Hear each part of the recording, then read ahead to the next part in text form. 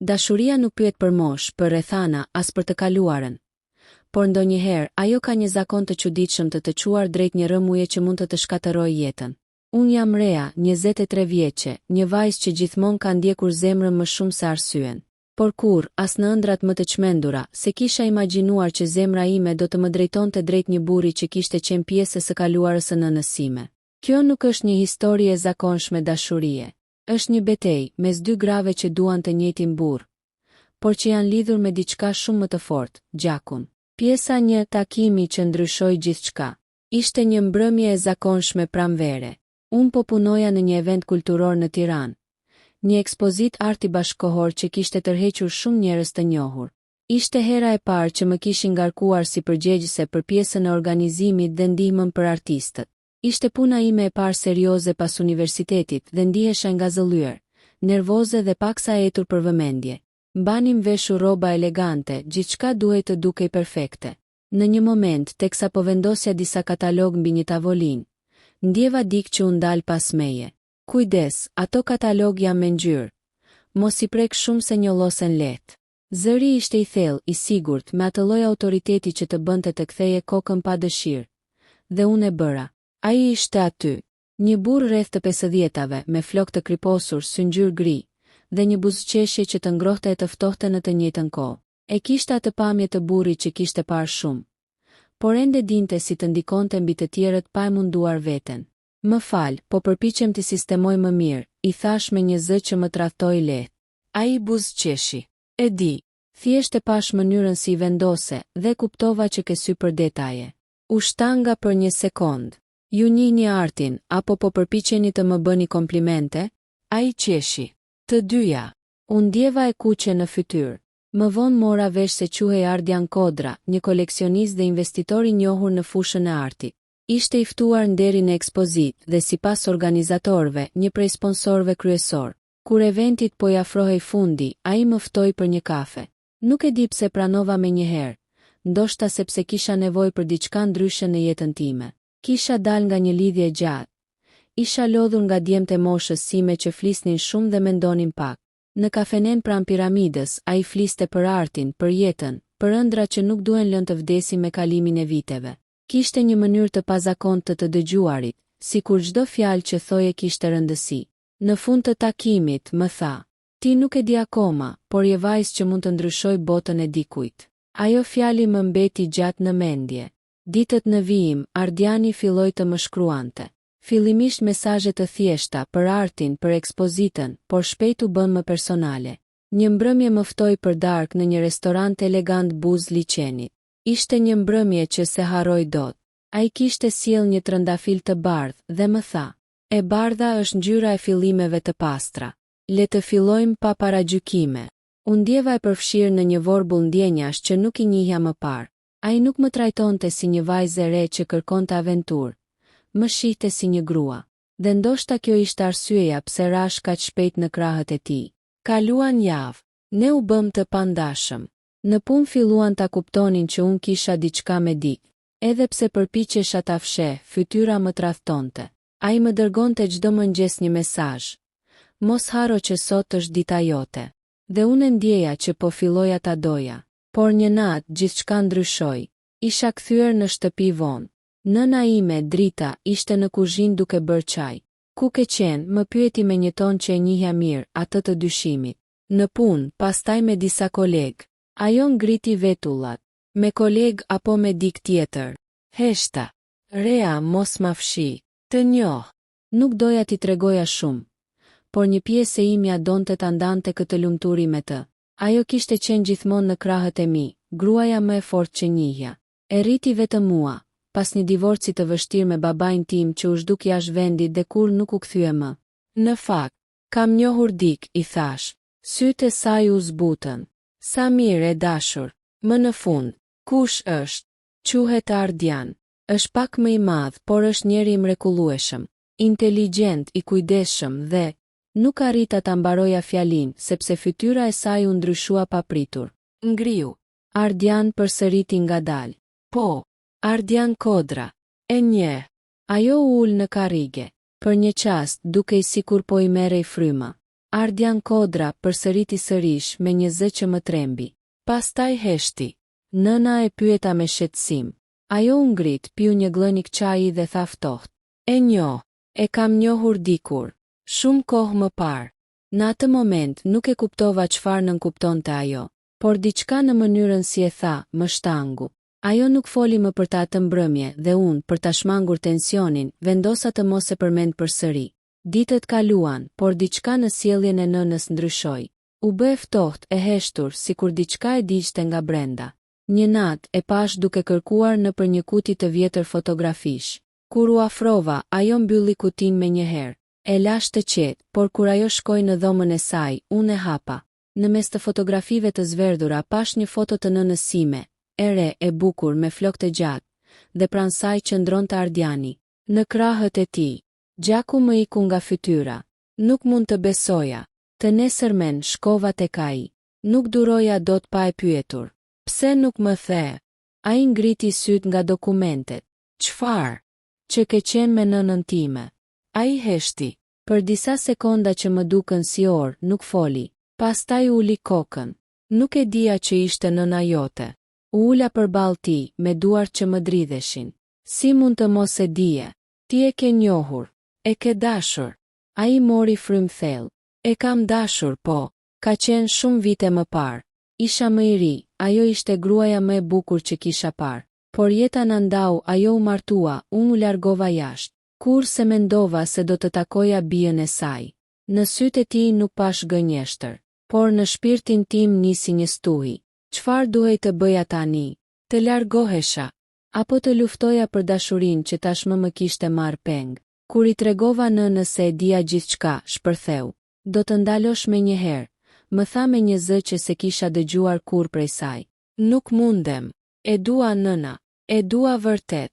Ajo më pa me lot në sy. Rea, ai nuk është për ty. Ai është i së kaluarës sime. Po unë jam e së tashme së ti. Lotët i rridhnin në faqe. Nuk e iden se çfarë do të thotë të rikthesh dik që të ka thyer shpirtin. Ai më la pa asnjë fjalë. Dhe tani ti po bie në të njëjtën kurth. Nuk mund ta besoja që po e dëgjoja duke folur kështu. Për mua, ajo ishte gjithmonë simboli i forcës, i arsyes, por tani fliste me dhimbje. Një dhimbje që vinte nga e kaluara. Pas atij debati, gjithçka ndryshoi mes nesh. Në shtëpi mbretëronte heshtja. Unë vazhdoja ta shihja Ardianin fshehur azi. Nuk mund të hiqja dorë, por nënën e shihja çdo ditë që zhytej më shumë në mërzi. Një natë më tha me zë të ulët. Në dashuri rea dikush gjithmonë plagoset, dhe ndonjëherë ajo plag mbetet për gjithë jetën. Unë mendova se ajo ishte thjesht e lënduar, xheloze ndoshta, por e kisha nënvlerësuar thellësinë e asaj që po vinte. Sepse shumë shpejt e kaluara e saj dhe ardhmja ime do të përplaseshin aq fort, sa asnjëra prej nesh nuk do të dilte e njëjtë. Që nga ajo natë, gjithçka në shtëpinë tonë kishte ndryshuar. Nëna ime, Drita, nuk më fliste më si më parë. Çdo fjalë mes nesh ishte e matur, e ftohtë, e mbushur me një tension që nuk kishte më nevojë për fjalë për të kuptuar. Unë e dija që ajo vuante, por unë gjithashtu po vuaja, sepse për mua, Ardiani nuk ishte më thjesht një burr që më pëlqente. Ai ishte njeriu që më kishte bërë të ndihesha gjallë, që më kishte rikthyer besimin tek dashuria, tek vetja. Një mbrëmje, teksa po përpiqesha të gatuaja diçka për të dyja, ajo më tha papritur: "Mos prit që ta pranoj këtë." Nuk u ktheva, po prisja që ajo të vazhdonte. Nuk mund ta pranoj që po sheh një burr që më ka lënë plag që s'jam mbyllur kurrë. Mbylla syt, mora frym thellë. Nëna, nuk është faji im që ju keni pasur një të kaluar bashk. Unë nuk e dija, por tani e di dhe prap vazhdon. Zëri i saj u ngrit. Sepse e dua.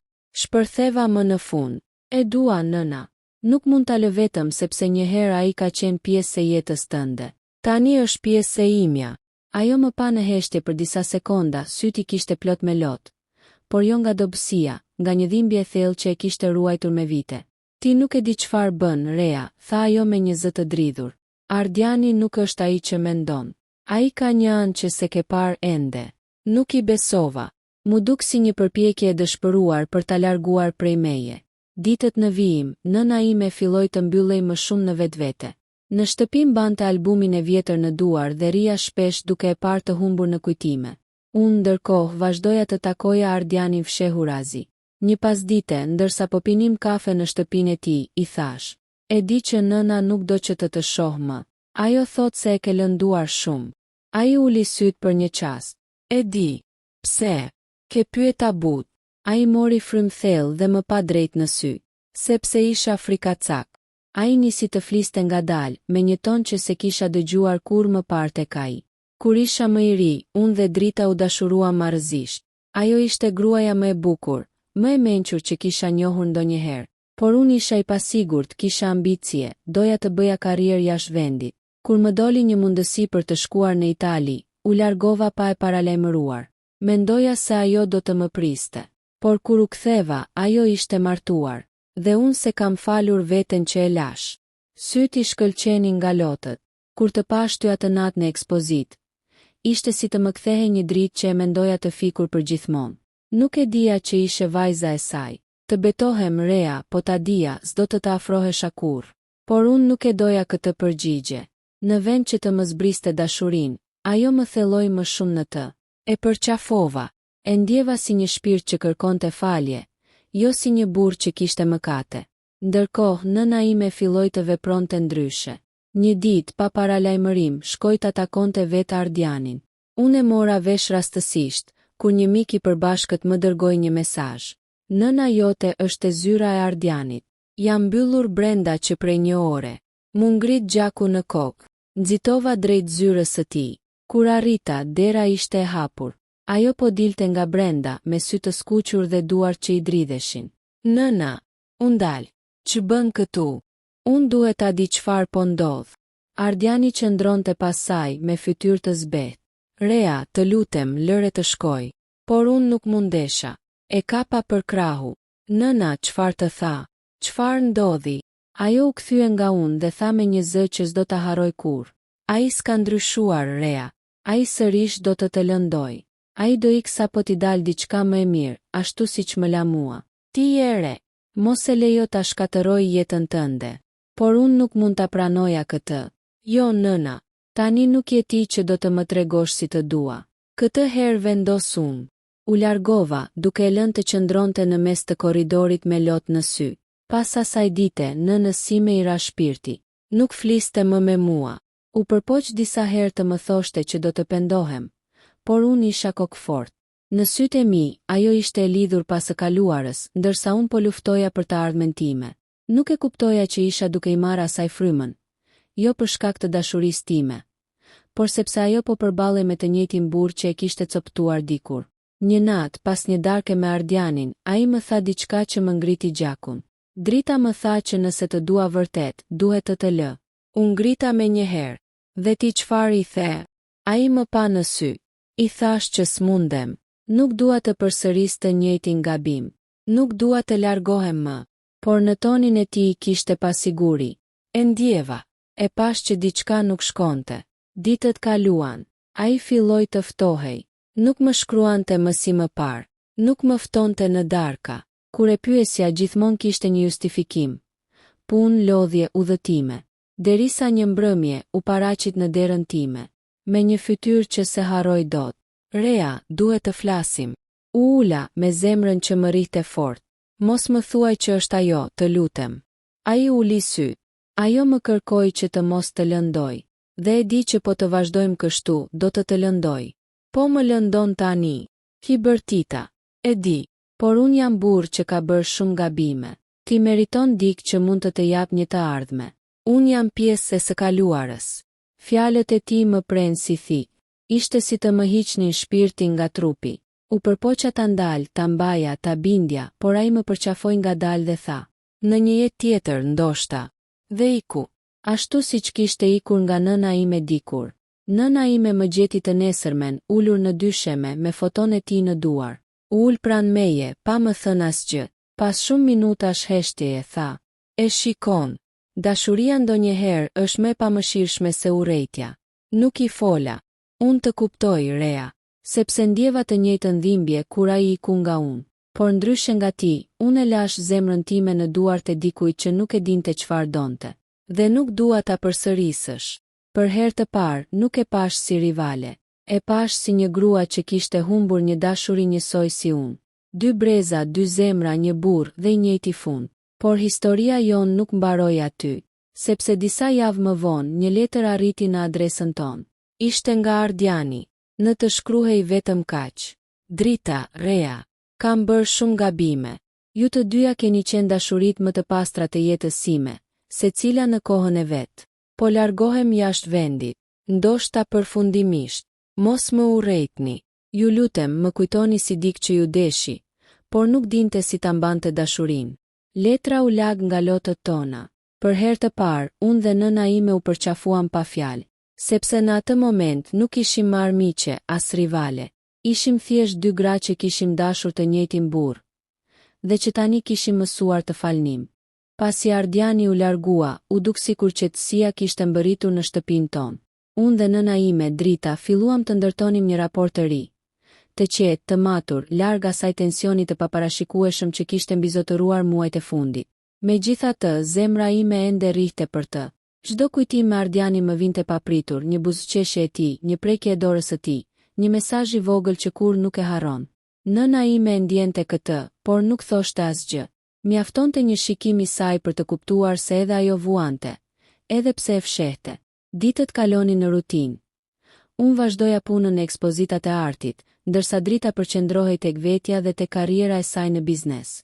Një natë, ndërsa po kthehesha nga një takim i rëndësishëm, pash një makinë të ndalur para ndërtesës sonë. Një ndjenjë e keqe më pushtoi menjëherë. Nga makina zbriti ai. Ardiani. Rea, tha ai, dhe zëri i tij mbante një përzierje pasigurie dhe mallëngjimi. Nuk di si të reagoj. Zemra më rrihte pa kontroll, por mendja më thoshte: mos i hap derën, mos e lejo të shkatërroj sërish. Ai u afrua me ngadalë. Do të flasim, të lutem. Vetëm për një minutë. Pa e kuptuar, e mora dorën dhe hyra. Brenda, heshtje.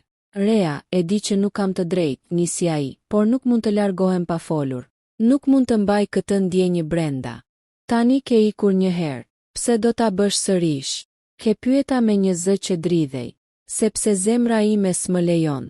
Ju të dyja më jeni bërë pjesë e shpirtit tim, por tani jam këtu për të treguar se dua vetëm të kaluarën, por gjithashtu të tashmen dhe të ardhmen. Një stuhi emocionesh më pushtoi. Unë doja ta përqafoja, por diçka brenda meje më ndaloi. Ardian, ti nuk e kupton, çdo hap i yt mund të shkatërrojë gjithçka. Nuk është vetëm për mua, është për nëna. Ai u kthye dhe më pa drejt në sy. E di, Rea, por nuk mund të ik çdo herë. Nuk mund të jetoj me pendim. Nuk mund të jetoj duke menduar se mos e lash dik që doja të gjithë jetën. Drita e kuptoi gjithçka. Ajo hyri në dhomë papritmas, fytyra e saj shndërruar nga hidhërimi dhe dhimbja. Ardian, pse je këtu? Tha me zë të ngritur. Ai e pa dhe u ngrit. Drita, të lutem, nuk ka të bëj me atë që ka qenë. Nuk dua t'i lëndoj askënd. Dua vetëm të jemi sinqert. Drita ju afrua me hapa të ngadalë. I sinqert. Pas gjithë asaj dhimbjeje që më ke shkaktuar dikur. Pas asaj që ka ndodhur me Rean. E di dhe e pranoj. Por nuk mund të fshihem nga ajo që ndjej. Nuk mund të mohoj dashurinë që kam për të dyja ju. Një qetësi e çuditshme mbushte dhomën. Unë dhe nëna ime shikonim njëri tjetrin, duke u përpjekur të lexonim emocione që nuk kishim fjalë t'i shprehnim. Ardian, tha Drita pas një pauze të gjatë, nëse dashuria jote është e vërtetë, atëherë duhet të zgjedhësh. Nuk mund të jemi të tre dhe të mbijetojmë pa shkatëruar gjithçka. Ai heshti. Syt i kishin mbushur lotët. Drita, Rea nuk di çfarë të bëj. Ju të dyja jeni pjesë e shpirtit tim. Por e di një gjë, unë nuk mund të lë askënd prej jush. Një tension i papërshkrueshëm mbushte dhomën. Në atë moment ndjeva që dashuria, ajo që më kishte dhënë ngrohtësi, mund të kthehej në mallkim. Sepse kur zemrat përplase me të kaluarën, shpesh asgjë nuk dele pastë. Për javë të tëra pas asaj dite, situata u bë e padurueshme. Unë dhe Ardiani u përpoqëm të takoheshim fshehur razi. Por Drita ishte gjithmonë një hap para nesh. Çdo fjalë, çdo mesazh, çdo telefonat, ajo i dinte. U përfshin shikime të dhimbshme, debate e lot, dhe her pas here momente të sinqerta ku ndjenja e dashurisë bënte që të harrohej çdo konflikt. Por sa më shumë kalonte koha, aq më shumë kuptoja që kjo nuk mund të vazhdonte pa një vendim drastik. Një zgjedhje duhet të bëhej. Dashuria për një burr mund të na bashkonte, ose mund të na shpërbënte përgjithmonë. Pas disa muajsh tension të pashoq, ishte bërë qartë se situata nuk mund të vazhdonte më. Çdo ditë që kalonte, unë dhe Ardiani ndiheshim më të lidhur, por njëkohësisht më të friksuar. Një gabim i vetëm, një hap i gabuar dhe gjithçka mund të shpërbëhej. Drita, nëna ime, që kishte vuajtur dhe kishte mbajtur plagët e së kaluarës për kaq shumë vite, nuk mund të qëndronte më në heshtje. Ajo kërkonte një përgjigje, një zgjedhje të qartë. Një mbrëmje, ajo më thiri në dhomën e saj. Syt i kishte të kuq dhe fytyra e tensionuar. Rea, duhet të flasim. Nuk mund të vazhdojmë kështu. E di nëna, ju përgjigja butë. Por çfarë duhet të bëjmë? Duhet të jetë ai që zgjedh. Nuk mund të jemi të tre, sepse dashuria nuk funksionon kështu. Një zgjedhje e tij do të vendos gjithçka. Kur Ardiani erdhi, ai duke i lodhur dhe i hutuar. Zëri i tij ishte i butë, por i vendosur. E di që kjo nuk është e drejtë për ju të dyja, por nuk mund të vazhdoj kështu. Duhet të jemi sinqert. Ne u ulëm të tre në sallon. Heshtja mbretëronte për disa minuta, ndërsa tensioni mund të pritej me thikë. Unë dua që të dyja të jeni të lumtura, filloi ai, por nuk mund të dua të dyja njëkohësisht. Duhet të zgjedh njëra prej jush. Fjala zgjedh u bë si një thikë në shpirt. Ndjeva një dhimbje të papërshkrueshme për nëna time, për Ardianin dhe për veten time. Zgjedh nuk është e lehtë, tha Drita me një zë të dridhur. As për mua, tha Ardiani. Ai heshti për një moment të gjatë, duke u përpjekur të kontrollonte emocionet. Pastaj foli. Drita, ti ishe dashuria ime e parë. Ajo që më mësove se çfarë do të thotë të duash me të vërtetë. Por kohët ndryshuan. Ti u martove dhe unë nuk kisha vend të qëndroja. Por Rea është tani. Me të kam një lidhje që është e fortë, e ndershme dhe e pastër. Nuk mund ta mohoj këtë ndjenjë. Drita rrihte me dorë zemrën e saj. Lotët rridhnin në fytyrën e saj. Pra ti po zgjedh atë? Pyeti me një zë që u thye nga dhimbja. Po, nuk dua të lëndoj, por nuk mund të kthehem më prapa. Rea është e tashmja ime. Unë ndihesha e përzier. Një lumë emocionesh më përplasi. Gëzim, ndjenja triumfi, por edhe dhimbje dhe faji. Nëna e kuptoi dhimbjen tënde, por ajo që ndjej është reale. Nuk mund ta mohoj. Drita u ngrit, duke marrë frym thellë. Në rregull, tha ajo me një zë të dobët. Nëse ky është vendimi yt, atëherë unë nuk do të pengoj. Por dijeni që çdo hap që bëni tani, do të mbaj përgjegjësi për atë që mund të ndodhë. I pash lotët e saj dhe kuptova se ajo kishte sakrifikuar shumë, duke më lejuar të gjej lumturinë time. Ishte e dhimbshme, por njëkohësisht e fuqishme. Ajo kishte bërë zgjedhjen e saj. Të më linte të isha e lumtur, edhe nëse kjo do të thoshte të humbiste dashurinë që kishte pasur dikur për Ardianin. Pas disa ditësh, Ardiani dhe unë filluam një kapitull të ri në jetën tonë. Ishim të kujdesshëm, duke respektuar dhimbjen e Dritës dhe duke ndërtuar një marrëdhënie të bazuar mbi besim dhe dashuri të vërtetë. Drita dhe unë filluam të ndërtojmë një lidhje të re. Nuk ishte e lehtë. Secila herë që shikonim njëra tjetrën, kujtonim dhimbjet e së kaluarës dhe plagët që ishin krijuar nga dashuria dhe tradhtia. Por kishte një gjë të rëndësishme, falja. Një ditë kur Ardiani më kishte ftuar për një darkë romantike, Drita më tha: Rea, mos e haro kurrë se dashuria nuk është gjithmonë e lehtë, por falja dhe respekti janë ato që e bëjnë të qëndroj. U përqafuam dhe për një çast ndjeva paqe. Në fund e kuptova diçka thelbësore. Dashuria nuk ka përmasa, nuk ka kohë dhe nuk njeh moshë, por ajo kërkon guxim, vendime të vështira dhe shpesh sakrifica.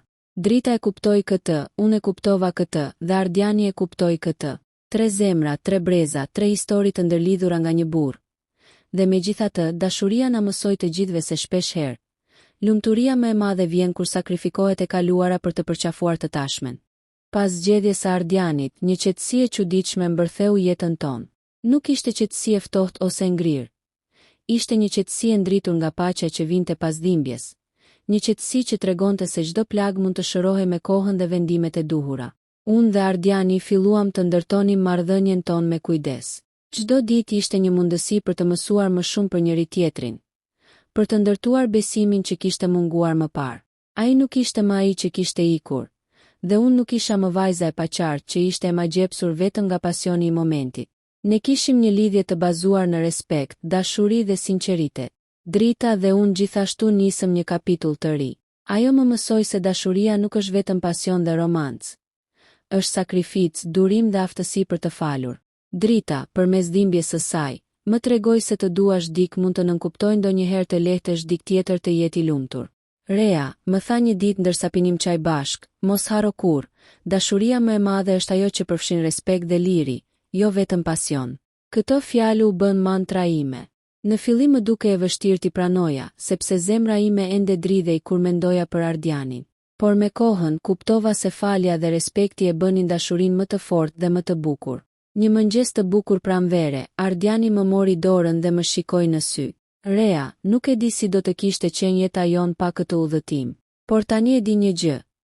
Çdo plag, çdo dhimbje, çdo përplasje kishte një arsye. Ne ishim gati për këtë moment. U përqafuam dhe ndjeva një qetësi të papërshkrueshme. Ishte momenti që të dy e prisnim pa e ditur. Drita erdhi më vonë dhe kur na pa të dy të lumtur, buzëqeshi. Më vjen mirë që e keni gjetur lumturinë tuaj. Kjo është ajo që dua për ju. Të dashuroheni, por gjithmonë me kujdes dhe respekt. Ditët kaluan dhe çdo ditë mësoja diçka të re për dashurinë. Se ndonjëherë duhet të lëshojmë dikë të shkojë për të gjetur lumturinë e vet. Se ndonjëherë dhimbja e së kaluarës është një mësim dhe jo një pengesë. Dhe se paqja vjen vetëm kur pranojmë realitetin dhe mësojmë të falim. Unë dhe Ardiani u martuam disa muaj më vonë, një ceremoni e vogël, intime, ku pranë nesh ishte edhe Drita. Lotët e saj nuk ishin më të dhimbshme. Ishin lot gëzimi dhe lehtësimi. Në atë ditë kuptova se ajo kishte bërë një sakrificë të madhe për të më lejuar të gjeja lumturinë. Kur pash nënën time duke më përqafuar, ndjeva një falje të përjetshme mes nesh. Të dyja kishin përjetuar dashuri, dhimbje dhe humbje. Por dashuria e vërtet kishte gjetur një mënyrë për të mbetur. Kështu historia jon mbaroi me një mesazh të qartë. Dashuria është e fortë, por vetëm kur është ndërtuar mbi respekt, sinqeritet dhe aftësinë për të falur. Plagët e së kaluarës mund të shërohen dhe zemrat mund të gjejnë paqe, edhe kur duket e pamundur. Rea, Drita dhe Ardiani mësojnë se dashuria nuk është thjesht të kesh dik pranë. Është të kuptosh, të falësh dhe të lëshosh vend për të tashmen dhe të ardhmen.